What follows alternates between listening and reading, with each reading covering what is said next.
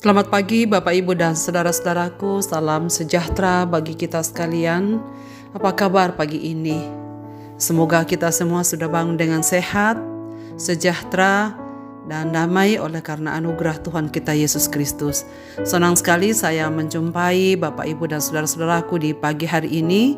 Kita ada di acara Renungan Pagi edisi 18 Juli 2023. Pagi ini bacaan kita dari Yohanes pasal 15 ayat 12 sampai 17 demikian. Inilah perintahku, yaitu supaya kamu saling mengasihi seperti aku telah mengasihi kamu. Tidak ada kasih yang lebih besar daripada kasih seorang yang memberikan nyawanya untuk sahabat-sahabatnya. Kamu adalah sahabatku jikalau kamu berbuat apa yang kuperintahkan kepadamu. Aku tidak menyebut kamu lagi hamba, sebab hamba tidak tahu apa yang diperbuat oleh tuannya. Tetapi aku menyebut kamu sahabat karena aku telah memberitahukan kepadamu segala sesuatu yang telah kudengar dari Bapakku. Bukan kamu yang memilih aku, tetapi akulah yang memilih kamu. Dan aku telah menetapkan kamu supaya kamu pergi dan menghasilkan buah. Dan buahmu itu tetap, supaya apa yang kamu minta kepada Bapa dalam namaku, diberikannya kepadamu. Inilah perintahku kepadamu, kasihilah seorang akan yang lain. Sahabat Kristus. Saudara-saudaraku, para pendengar renungan pagi yang dikasihi Tuhan, apakah yang kita tahu tentang persahabatan? Persahabatan adalah hubungan antara dua orang atau lebih yang didasarkan pada saling pengertian, dukungan, kepercayaan, dan kasih sayang. Persahabatan yang baik didasarkan pada kepercayaan yang saling diberikan antara sahabat. Setiap individu merasa aman untuk berbagi pikiran, perasaan, dan rahasia pribadi tanpa takut dihakimi atau dikhianati. Dalam persahabatan terdapat kesetiaan satu dengan yang lain. Kesetiaan adalah salah satu ciri paling penting dalam persahabatan. Teman yang setia akan tetap ada di sisi sahabatnya dalam suka dan duka. Tidak peduli apa yang terjadi. Tetap saling mendukung, menghormati keputusan, dan berada bersama untuk berbagi ketika yang seorang membutuhkannya. Bacaan kita pagi ini, saudara-saudaraku, Yesus menyebut murid-murid sebagai sahabat, bukan lagi hamba. Ia menyebut bahwa dirinya adalah sahabat yang sejati bagi umat-umatnya, bagi para murid. Dengan alasan seorang sahabat pasti telah menyampaikan segala sesuatu yang diketahuinya.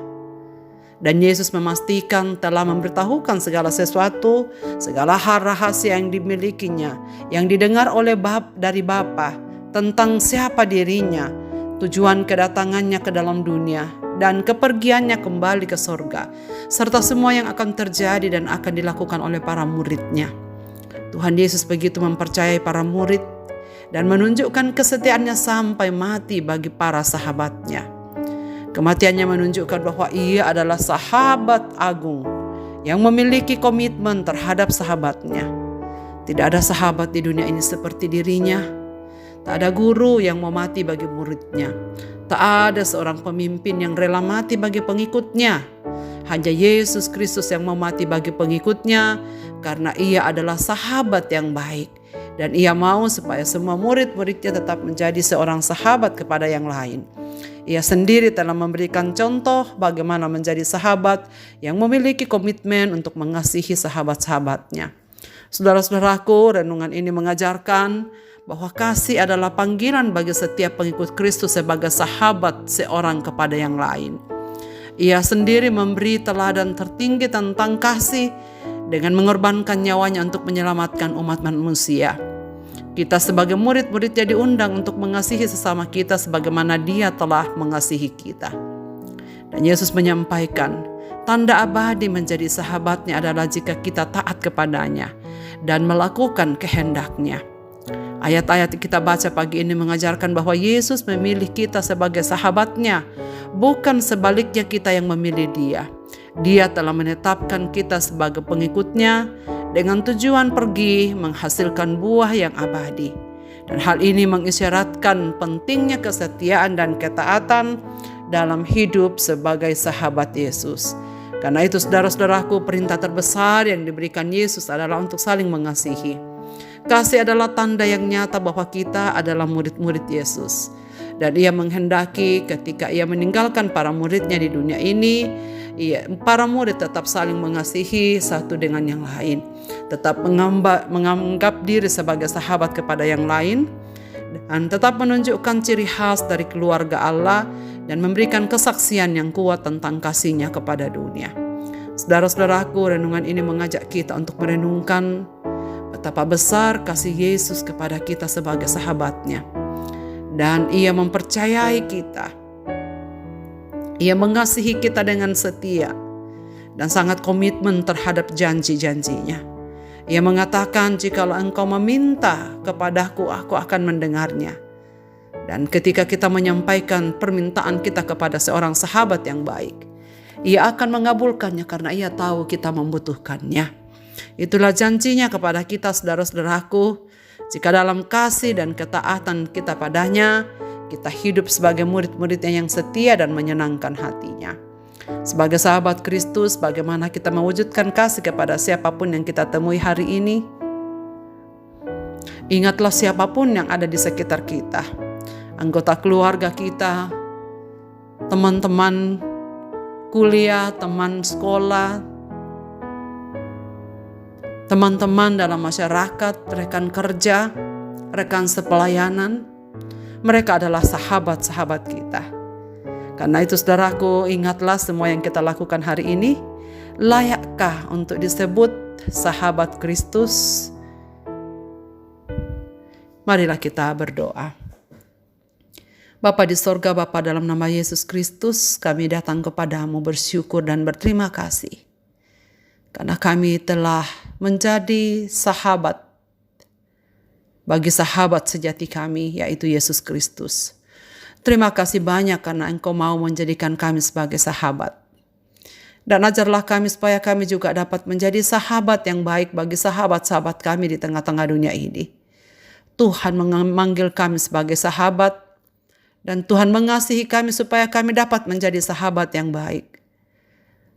Terima kasih Bapa karena Engkau tetap setia menjadi sahabat kami yang abadi. Terima kasih ya Tuhan. Dan kami berdoa supaya Engkau terus menguatkan kami untuk dapat menjadi sahabat yang baik bagi orang-orang di sekitar kami hari ini. Sanggupkanlah kami ya Tuhan untuk mengingat bahwa apapun yang kami kerjakan sepanjang hari ini adalah bukti cinta kami sebagai sahabat yang baik bagi mereka. Kiranya Tuhan menolong kami dalam menerapkan firman-Mu ini di dalam kehidupan kami. Hamba-Mu berdoa untuk semua sahabat-sahabat pendengar renungan pagi ini dimanapun berada. Di dalam setiap kondisi hidup mereka, Bapa yang tahu. Kiranya Tuhan mendengar segala ucapan syukur dan seruan kepadamu ya Tuhan dari mereka. Dan jika mereka mengeluh kepadamu karena berbagai-bagai persoalan hidup mereka, ingatlah bahwa Tuhan yang akan menjamah, menyembuhkan, dan yang akan menolong mereka. Berilah kesabaran ya Tuhan untuk menanti sebagai seorang sahabat yang meminta kepada sahabatnya. Dan pada waktunya ia akan memberikan segala yang terbaik bagi para sahabat-sahabatnya. Kami mendoakan orang-orang yang sedang dalam duka karena kehilangan orang-orang yang mereka kasihi. Dalam derayan air mata Tuhan dimanapun mereka berada, kami berdoa hapuskanlah air mata mereka dan hiburkanlah mereka, agar mereka tahu bahwa Tuhan adalah sahabatnya yang selalu siap membantu di dalam segala perkara kehidupan mereka. Kami doakan anak-anak kami yang sudah mulai masuk sekolah pada hari ini. Kiranya Tuhan menjamah, Tuhan memberkati, Tuhan menolong, memberikan hikmat dan bijaksana, menjagai anak-anak kami dimanapun mereka berada, supaya mereka dapat beraktivitas dengan baik di dalam perlindungan Yesus Kristus sebagai sahabat yang sejati. Ke dalam tangan kasih-Mu Bapa kami serahkan hidup kami sepanjang hari ini. Demi Kristus Tuhan kami berdoa. Amin. Selamat beraktivitas Bapak Ibu dan saudara-saudaraku. Tuhan Yesus sahabat yang baik memberkati kita sekalian. Amin.